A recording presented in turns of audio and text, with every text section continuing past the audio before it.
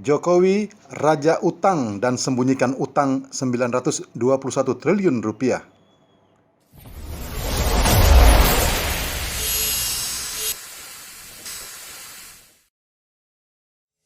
Sungguh sangat mengejutkan, membingungkan, dan membuat rakyat Indonesia heran dan bertanya-tanya, mengapa Presiden Joko Widodo atau Jokowi tega-teganya menyembunyikan utang Indonesia sebesar 921 triliun rupiah. Mengapa Jokowi berperilaku seperti itu?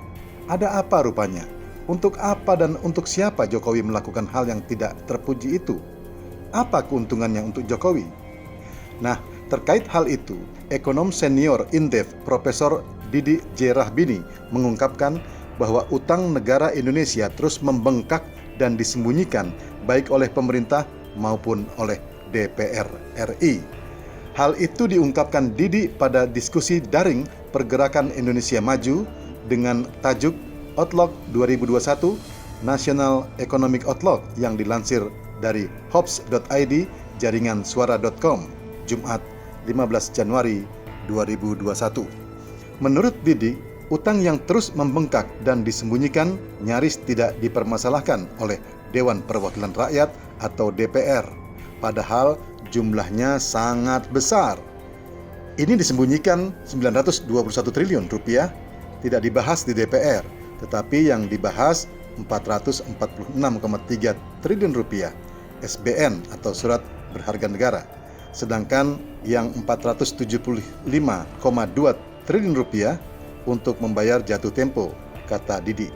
Menurut Didi, negara Indonesia di bawah kepemimpinan Jokowi semakin otoriter. Pada tahun 2021, tanpa persetujuan DPR, utang diteruskan hingga mencapai 1.530,8 triliun rupiah.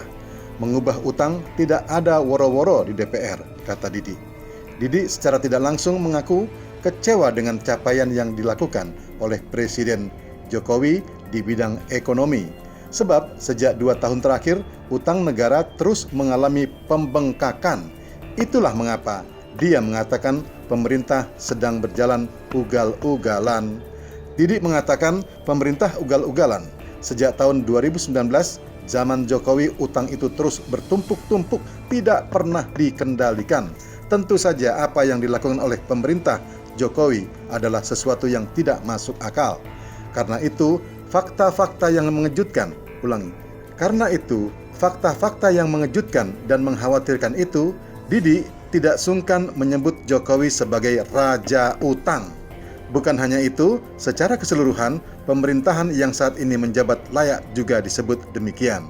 Secara tegas, Didi mengatakan bahwa Jokowi ini raja utang. Pemerintahan Jokowi dengan data ini adalah raja utang, tegas Didi. Parahnya, kata Didi, pemerintah seakan tidak bisa berbuat banyak mengatasi permasalahan besar tersebut. Bahkan, kata Didi, Menteri Keuangan Sri Mulyani sebenarnya memahami situasi ini. Namun, dia tak bisa berbuat banyak lantaran tekanan politik yang kuat.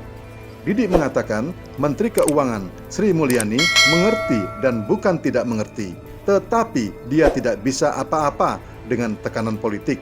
Jadi, kalau kita kritik, dia marah-marah. Salah dia.